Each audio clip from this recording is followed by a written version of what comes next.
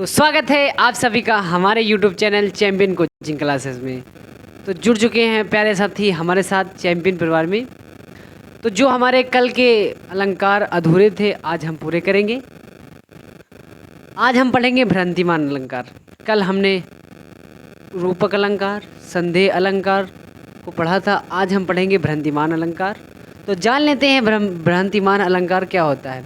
जहाँ भ्रम पैदा हो वहाँ भ्रांतिमान अलंकार, जहाँ आपको भ्रम बना रहे वहाँ आपका भ्रम बना रहे वहाँ भ्रांतिमान अलंकार होता है। तो सभी प्यारे साथी जुड़ चुके हैं। तो हम परिभाषा को पढ़ेंगे। जब किसी पद में किसी समानता के कारण, कोई पद है उसकी समानता के कारण उपमेय में उपमान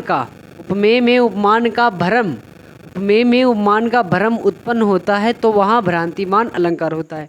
हमने आपको पहले बता दिया कि रूपक में क्या होता है, उपमेय में उपमान का भेद रहित आरोप होता है, वहाँ रूपक अलंकार होता है। संदेह में उपमेय में उपमान का संदेह उत्पन्न हो वहाँ संदेह अलंकार।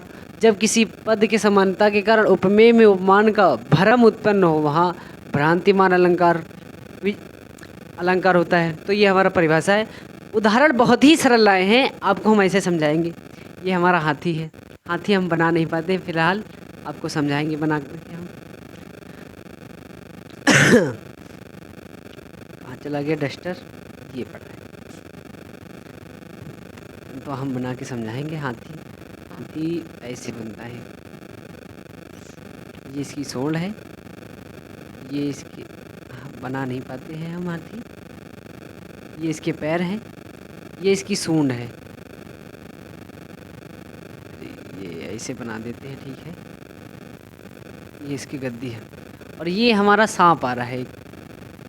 ये सांप है। बहुत ही अच्छी तरीके से समझाएंगे, बेहटक रहिए आप, बेनिस्फुल। अगर नहीं आता है तो उदाहरण, बिल विचार कर नाग सूंड में घुसने लगा विषैला सांप। बिल विचार कर नाग सूंड में घुसने लगा विषैला सांप। काली ईंख समझकर उसको उठा लिया तब गजने आप।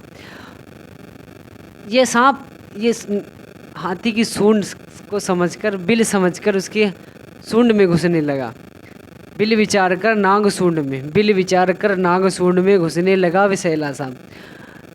सांप को लगा कि जो हाथी की सूंड है उसको, सांप को लगा कि जो हाथी की सूंड है वो एक बिल है, इसीलिए वो सांप हाथी की सूंड को समझकर बिल में घुस रहा था। उसको भ्रम था कि ये बिल है। और जब हाथी काले सांप को देखा तो उसको लगा कि ये काली ईंख परी है। काली ईंख समझकर उसको उठा लिया तब गजने आप। और हाथी को लगा कि ये काली ईंख पड़ी है तो हाथी ने उसको उठा लिया। तो दोनों को भ्रम है। इसको हाथी को भ्रम है कि ये काली ईंख है और सांप को भ्रम है कि ये बिल है। तो यहाँ भ्रांतिमान अलंकार होता है। तो आप स्क्रीनशॉट कर लें, फिर हम आपको आगे बताएंगे। तो स्क्रीनशॉट हो चुका है। तो हम पढ़ेंगे फिर अनुप्रास अलंकार। जानते हैं अनुप्रास अलंकार क्या होता है। अनुप्रास अलंकार जहाँ वर्णों की आवृत्ति बार बार हो, जहाँ समान वर्णों की आवृत्ति बार बार हो वहाँ अनुप्रास। सिंपल सा, वर्णों की आवृत्ति बार बार हो वहाँ अनुप्रास अलंकार। उदाहरण देख ले। तरन तरुजा तट तमाल तरबर बहु छाए।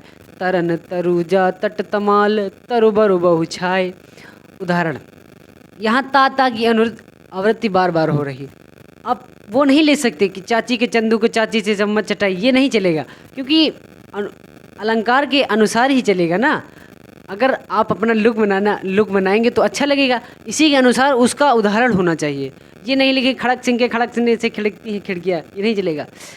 ये दो हम आपको दो बता रहे हैं, इसमें से कोई भी आप याद कर लें, बहुत ही सरल दोनों हैं। रघुपति राघव राजा राम, पतित पावन सीताराम, ईश्वर अल्लाह तेरो नाम, सबका सम्मति दे भगवान। तो ये हमारे दो उदाहरण हैं। आपको दोनों उदाहरण बहुत ही सरल हैं। हम आपके लिए सरल से सरल ढूंढ के लाते हैं ताकि आपको अच्छे से याद हो सके। तो तरन तरुजा तट तमाल तरबर बहु छाए। यहाँ ता की आवृत्ति, ता से तकली की आवृत्ति बार बार हो रही है, इसीलिए अनुप्रास। वर्णों की आवृत्ति, वर्ण है ये, वर्णों की आवृत्ति बार बार हो वहाँ अनुप्रास अलंकार। यहाँ रघुपति, यहाँ रारा की आवृत्ति बार बार हो रही। रघुपति राघव राजा राम, पतित पावन सीताराम। तो आप स्क्रीनशॉट कर ले, फिर हम आगे बताते हैं।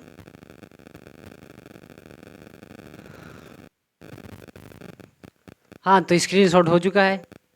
हम पढ़ेंगे यमक अलंकार। यमक अलंकार जान लेते हैं। यमक अलंकार, यमक अलंकार का अर्थ होता है युग्म या जोड़ा। यमक अलंकार का अर्थ होता है युग्म या जोड़ा।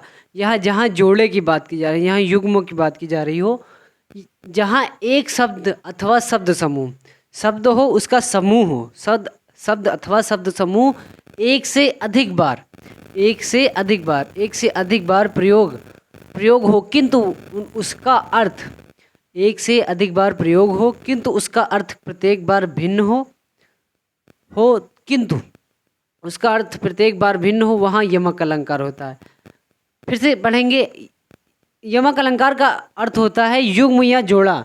जहाँ एक शब्द अथवा शब्द समूह का एक से अधिक बार प्रयोग हो, शब्द समूह का एक से अधिक बार प्रयोग हो, किंतु उसका अर्थ प्रत्येक बार भिन्न हो, प्रत्येक बार भिन्न हो, उसका अर्थ जो है उसका प्रत्येक बार भिन्न हो, वहाँ यमक अलंकार होता है, वहाँ यमक अलंकार होता है। उदाहरण बहुत ही सरल है, आपके लिए लाए हैं। ऊंचे घोर मंदिर के अंदर रहने वाली, ऊंचे घोर मंदिर के अंदर रहने वाली, ऊंचे घोर मंदिर के अंदर रहती है।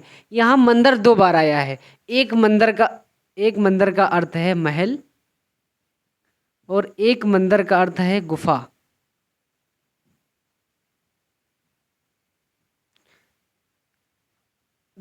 एक से अधिक बार, 2 बार प्रयोग हुआ, अधिक बार प्रयोग हुआ, और इसका जो अर्थ है प्रत्येक बार भिन्न है।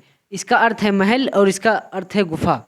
तो ये हमारे अलंकार हो चुके हैं। बस आज के लिए इतना ही, तब तक के लिए मिलते हैं नेक्स्ट वीडियो में। और हाँ, कहते हैं यदि पूरा करना है रुबाबों को तो संग रखो किताबों को। बिना किताब के मंजिल नहीं मिलती। अगर आपको मंजिल पाना है तो किताबों का साथ जरूर करना होगा। तो आपको उम्मीद है आपको अच्छे से समझ में आ गया होगा। बस आज के लिए इतना ही, तब तक के लिए मिलते हैं नेक्स्ट वीडियो में। जय हिंद। और प्यारा सा कमेंट बॉक्स में ज़रूर छोड़िएगा।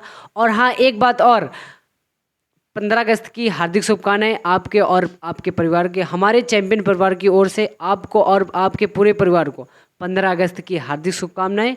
और कल मिलते हैं कल वीडियो में, जो कि आपको बहुत ही इम्पोर्टेंट वीडियो हो, लाइव चलेगी वीडियो। और कल की वीडियो में बस देश के बारे में बताया जाएगा कि हमारे देश कैसे आज़ाद हुआ, क्या हुआ।